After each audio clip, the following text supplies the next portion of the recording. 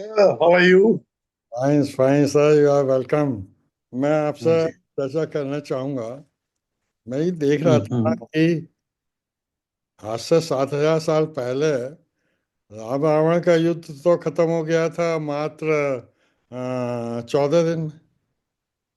और हम्म। महाभारत जो 5,000 साल 17 दिन। पहले थी, वो सब खत्म हो गई 18 दिन में। हाँ जी। और आप ये देखिए, पानीपत की जितनी लड़ाइयाँ हुई वो एक एक दिन में खत्म हो गई।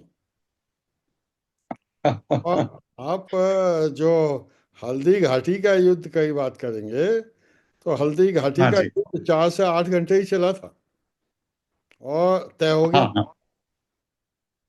अब क्वाइट राइट। आप अगर देखें 1962 की लड़ाई, मतलब मॉडर्न डेज की, तो हम्म। चीन से लड़ाई हुई थी 22 दिन, और पाकिस्तान से 65 में लड़ाई हुई थी 49 दिन। हम्म। मगर 71 में हमने 14 दिन में बांग्लादेश को आज़ाद करा दिया था।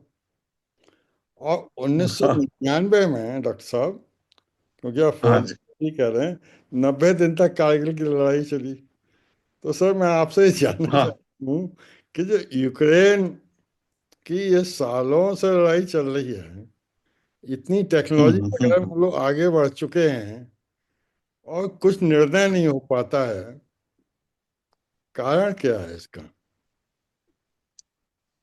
देखिए जी, अगर आप अपने जो पुराने ग्रंथ हैं, जैसे आप बता रहे हैं कि रामायण की और ये क्या नाम है, महाभारत की जो लड़ाई है जो हुई हैं, जी और आज जो हमारे यूक्रेन, रशिया या मिडल ईस्ट में जो लड़ाइयाँ चल रही हैं, जी उसमें एक बहुत बड़ा डिफरेंस था।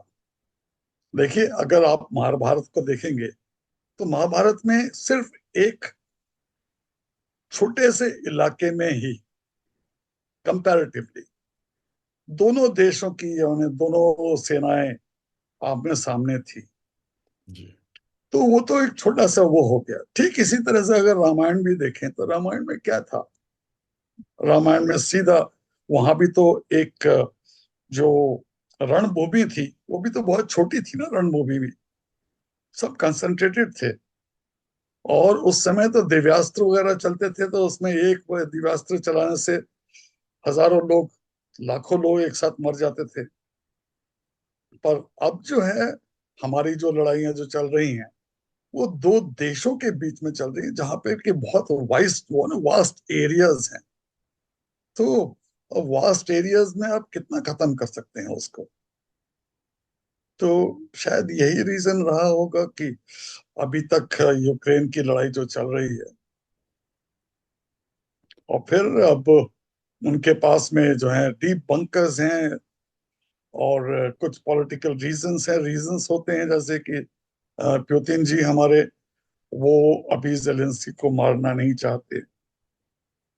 जेलेंस्की है, वो अपना पॉलिटिकल माइलेज ढूंढने की कोशिश कर रहा है। तो दोनों चीजें हैं।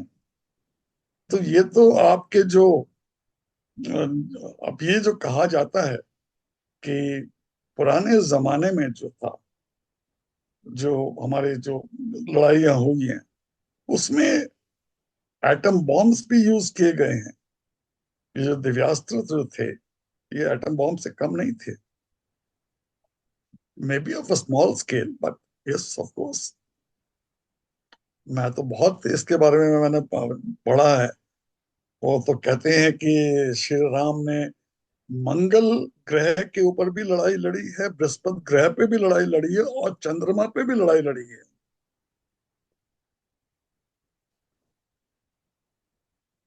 तो अब क्या है, अब वो तो lakhs and lakhs of square kilometres का एक एरिया है। अब उसमें कितने आप वो कर सकते हैं, उसको कितना डैमेज कर सकते हैं? अगर आप समझते हैं कि यूक्रेन को खत्म करने के लिए एक न्यूक्लियर बॉम्ब काफी है, ये भी पॉसिबल नहीं है। उस पर भी कई न्यूक्लियर बॉम्ब्स की जरूरत पड़ेगी। और रशिया का जो एरिया तो बहुत ही वास्ट है, it's one of the largest continents. और वहां पे कहाँ कर सकते हैं वो लोग?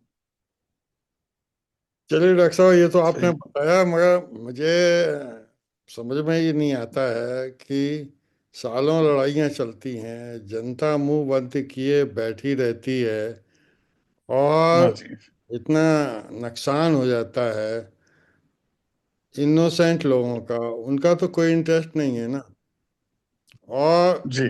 कैसे ये सक्सेसफुली कंफ्यूज करने में सफल हैं। मारकाट कोई नहीं चाहता, लड़ाई कोई नहीं चाहता। ये तो आपके डीप स्टेट जैसे। आप हम कौल साहब से बात कर रहे थे, कौल साहब नहीं आए। अब डीप स्टेट हम्म। को तो पहले बड़े डर के लोग नाम लेते थे, और अब तो खुल्लम खुल्ला हर बच्चे को हिंदुस्तान में पता लग गया है कि डीप स्टेट के कारनामे क्या हैं सर। तो मेरा कहना है कि जब सबको पता ही चल जाता है, तो जनता तो आप देख लीजिए कि कहीं भी खुलेआम आ जाती है, विरोध करती है, सत्ता प्रवर्तन तक करा देती है। और कहीं जी। लोग मरते जा रहे हैं, खपते जा रहे हैं, और जनता भी सोई हुई है। और ये डीप स्टेट हो, चाहे अमेरिकन आर्मा लॉबी हो, या और नेगेटिव वैल्यूज हों। हम्म। अब वो मुझे तो लगता है कि सबसे बड़ा रुपया, और जो बिजनेस जो है, धंधा ही बेईमानी से शुरू होता है, बेईमानी करने के उद्देश्य से शुरू होता है। जितने भी धंधेबाज हैं, जितने भी बिजनेस हैं, वो ईमानदारी है ही नहीं उसमें। और ईमानदारी आ जाएगी तो पैसे कैसे कमाएंगे? तो ये विकट समस्याएं हैं। इसके बारे में आप क्या सोच सकते हैं सर, ये बताएं आप। तो मेरे हिसाब से जो है ना, एक्चुअली जो जिसको आप डीप स्टेट कहते हैं, ये इनका सिर्फ एक ही मकसद है, जी। वो वर्ल्ड को रूल करना। और वर्ल्ड को रूल कैसे करेंगे? जिसके पास में सबसे ज्यादा पैसा है। सिर्फ पैसे के वो बल पे ही आज जैसे अमेरिका है, उन्होंने अपने को अमेरिका को गुलाम बना के रखा हुआ है। आपको ये मालूम, मतलब ये जानकर बहुत ताज्जुब होगा कि जो इनकी जो है ना, यूएसए की जो टेक वो है, क्या नाम है, जीडीपी है, that is around $30 trillion per annum. जी। और जो डीप स्टेट की जो अपनी एसेट्स हैं, वो हैं 500 ट्रिलियन पर। अब आप सोचिए। तो जो छोटे छोटे हैं, तो वो तो पैसा कमाने के लिए ही बैठे हुए हैं। जब उनके पास इतना पैसा है तो वो किसी को भी ब्लैकमेल कर सकते हैं, और पैसे की पावर बहुत होती है।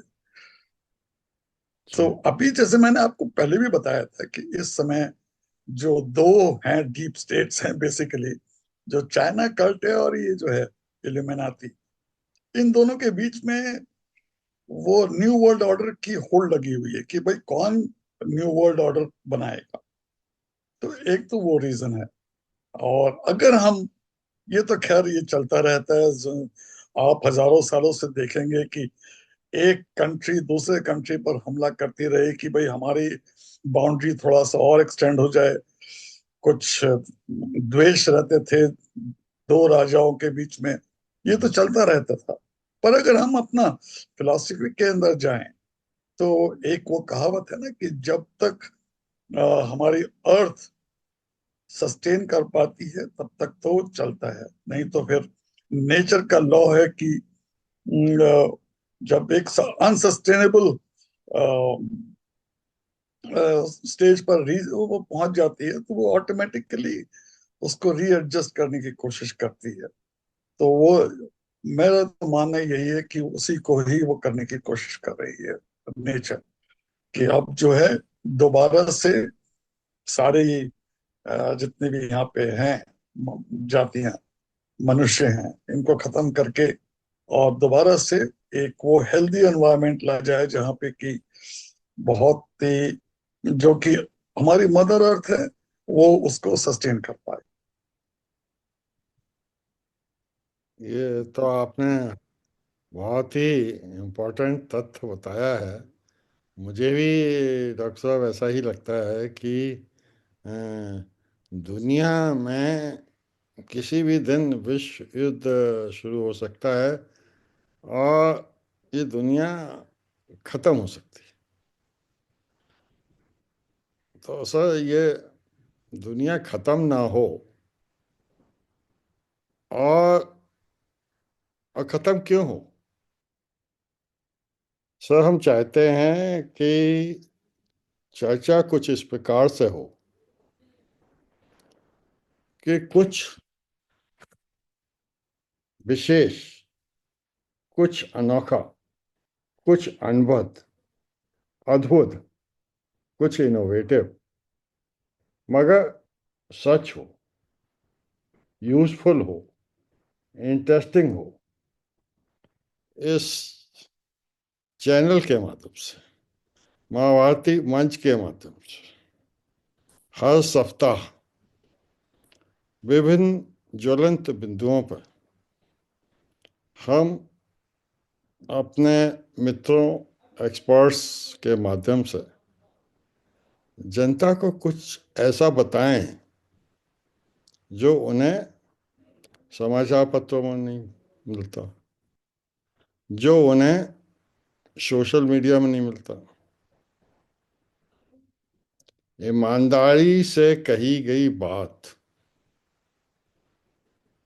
में सबकी रुचि हो सकती है।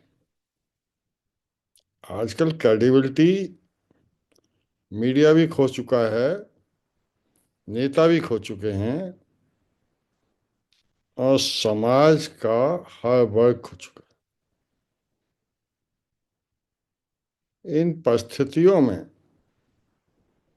सबसे दुख देने वाला पक्ष ये है सर कि हमारा जो पढ़ा लिखा वर्ग है उसमें यूनिटी नहीं, वह पूरी तरह से डिवाइडेड है। ऐसा लगता है कि पढ़े लिखे लोगों को आसानी से खरीदा जा सकता है या कंफ्यूज किया जा सकता है, या वो जानबूझ के कंफ्यूज रहना चाहते हैं, क्योंकि गलत ट्रैक पे अगर आप चल रहे हैं तो आप उसको जस्टिफाई करने की तो कोशिश करेंगे। यही चेष्टा हमारे साथी लोग कर रहे हैं। ऐसा कब तक चलेगा? ऐसा क्यों चलना चाहिए?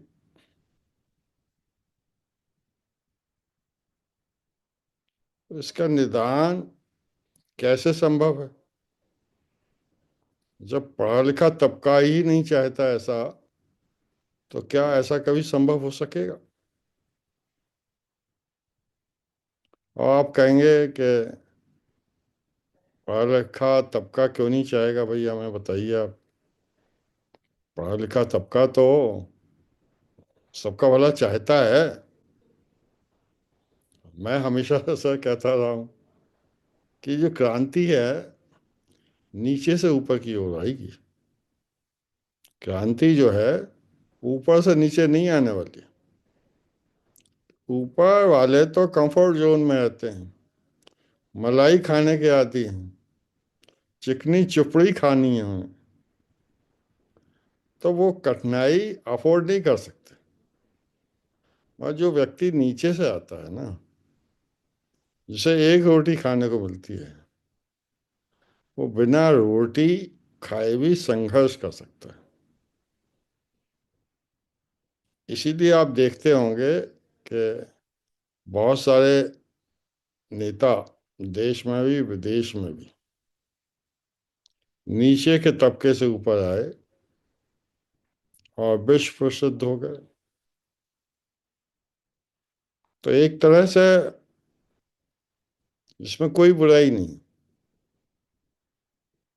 कि जो अनपढ़ है या रेप्यूटेड संस्थानों में नहीं पढ़ा हुआ है उसको किसी तरह कमतर आंका जाए। मेरा तो मानना सर ये है कि एक बच्चा एक दिन में एक ठोस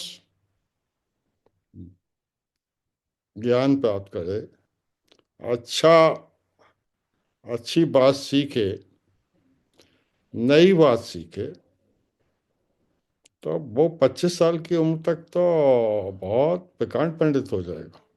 तो ये कनेक्शन हमेशा। हाँ जी।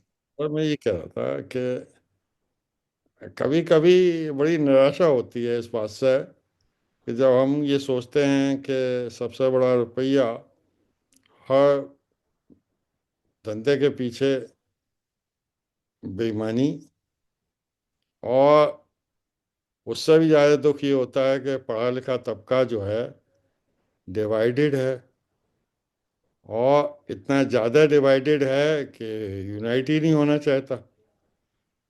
और सबसे बड़ी बात तो ये है कि जब आप उसका अध्ययन करें कि क्यों नहीं यूनाइट होना चाहता है, तो मुझे लगता है हम्म, कि वेस्टेड इंटरेस्ट हैं। अब वेस्टेड इंटरेस्ट इनके होते हैं, उनको अपनी आत्मा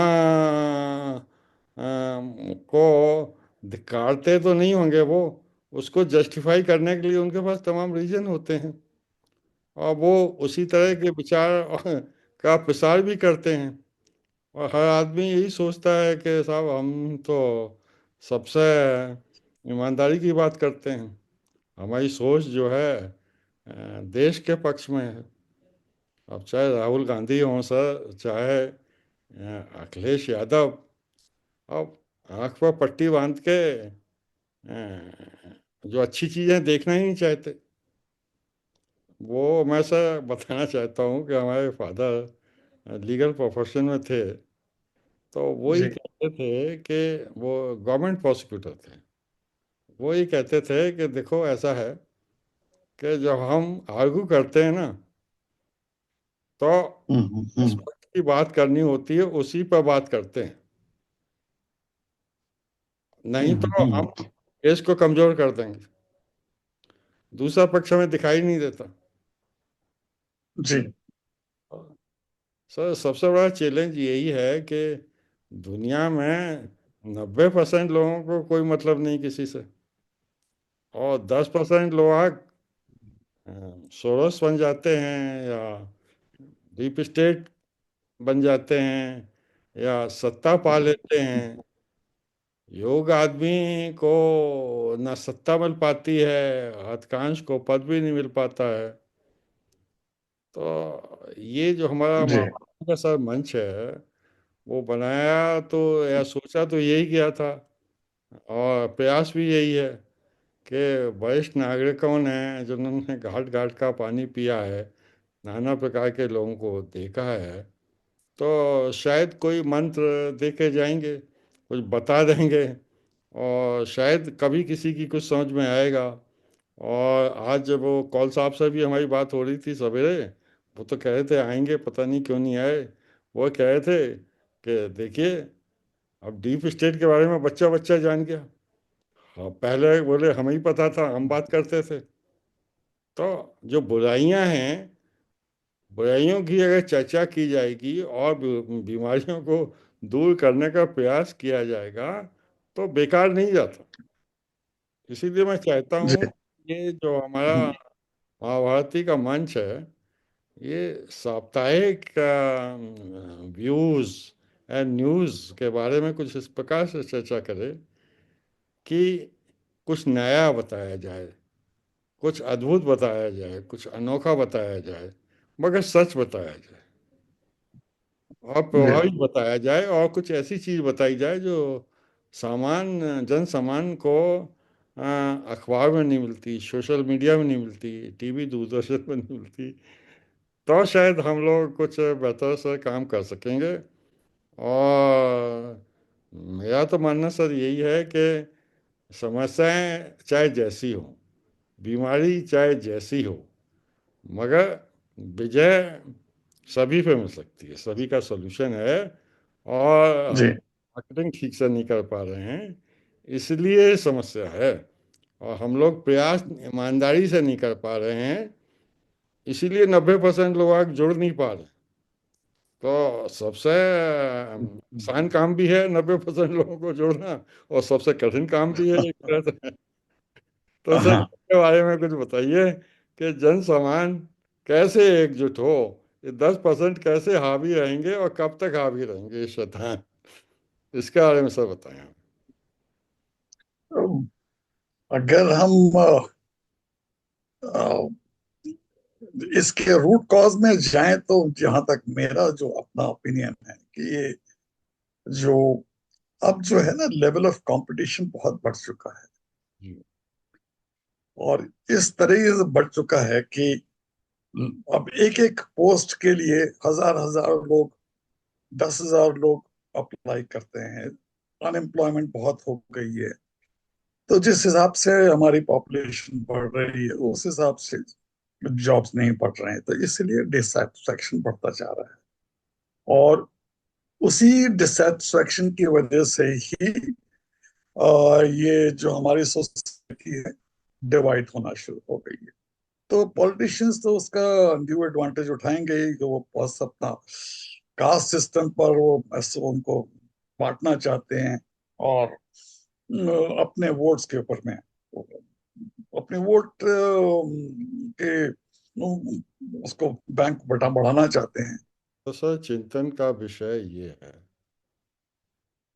कि हम ऐसा क्यों नहीं सोचते कि अगर हम पैदा हुए हैं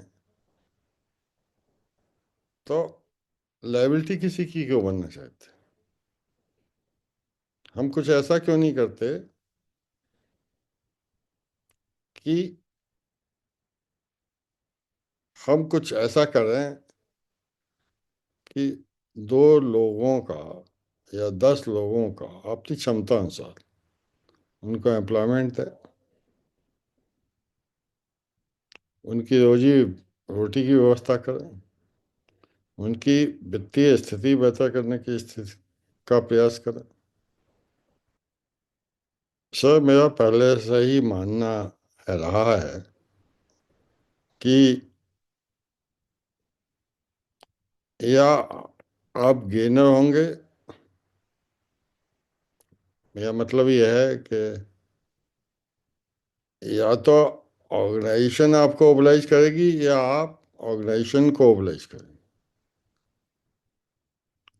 और आपको अपने को इस लायक बनाना होगा, बनाना चाहिए कि आपसे ऑर्गेनाइजेशन का फायदा हो।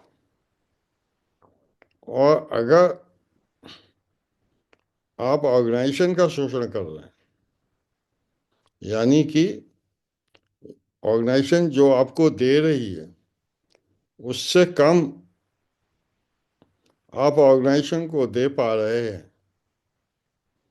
तो ये चिंता का विषय है। ऐसे व्यक्ति विशेष को ऑर्गेनाइजेशन को निकालना ही होगा, अच्छा लगे चाहे बुरा। हर व्यक्ति सरकारी नौकरी चाहता है क्योंकि वो सोचता है कि हमें निकाला नहीं जाएगा, हमें काम कुछ करना नहीं है, हम तो सरकार के दामाद हो। मेरा मानना यह है कि सरकार में भी कार कितना किया है, कितनी वैल्यू का किया है, तनख्वाह के सापेक्ष आउटपुट कितनी है, इसका मूल्यांकन करने के लिए डाटाबेस ड्रिवन और आर्टिफिशियल इंटेलिजेंस ड्रिवन टूल बनाने ही होंगे। और जनता में एक जागरूकता लानी ही होगी कि अगर आप किसी ऑर्गेनाइजेशन को दे नहीं सकते हैं तो वो ऑर्गेनाइजेशन आपको क्यों दे। पहले आप अपने आप को इससे योग्य बनाएं ताकि आप किसी को कुछ दे सकें, उस ऑर्गेनाइजेशन को वो दे सकें।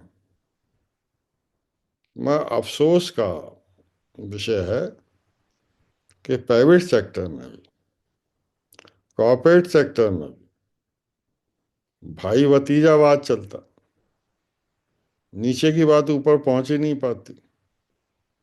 ऊपर वाले सरकारी अफसरों की नकल करते हैं, भाई देखो ये चीफ सेक्रेटरी है, इसका इतना बड़ा ऑफिस है और वो किसी से बात नहीं करता है, और इतने पर्क्स एंजॉय करता है, तो उसकी भी आदत आज के कॉर्पोरेट बॉसेस की इसी तरह की हो गई है। अब पहले जमाने के राजाओं को देखिए आप, वो जासूस बन के गली गली में जाते थे वेश बदल के, और जानने की कोशिश करते थे कि जनता का दर्द क्या है, एक ऑर्डिनरी आदमी की तरह से जनता से बात करते थे। कितने कॉर्पोरेट हाउसेस के सीईओ इस बात की आज चिंता कर रहे हैं कि अपनी ऑर्गेनाइजेशन के हर स्तर से फीडबैक लें, वार्ता करें, और किसकी क्या समस्या है समझें। मुझे लगता है जो पिरामिड है ना, ऊपर से नीचे तक का, कॉर्पोरेट हाउस में भी, जिसका लोग कहते हैं कि साहब ये तो हमने इस बिजनेस को इतना आगे बढ़ा दिया, घमंड है अपने आप में, पूरी तरह से पारदर्शी नहीं है। यहाँ मेरा मतलब ये है कि जंग लगी हुई है different layers, information system flow होके नीचे से ऊपर जा नहीं जा पाता है, ना ऊपर से नीचे आ पाता है। तो एफिशिएंसी कैसे बढ़ेगी, मोटिवेशन कैसे बढ़ेगा, योग आदमी कैसे चिन्हित होगा? अगर योग आदमी नहीं पहुंचेगा शीर्ष तक, या योग्यता तो एक रिसोर्स है ना, उस रिसोर्स का अगर यूज नहीं हो पाएगा तो किसका लॉस? देश का भी लॉस है, समाज का भी लॉस है, ऑर्गेनाइजेशन का भी लॉस है, दुनिया का भी लॉस। इस पर चिंतन करने की आवश्यकता है।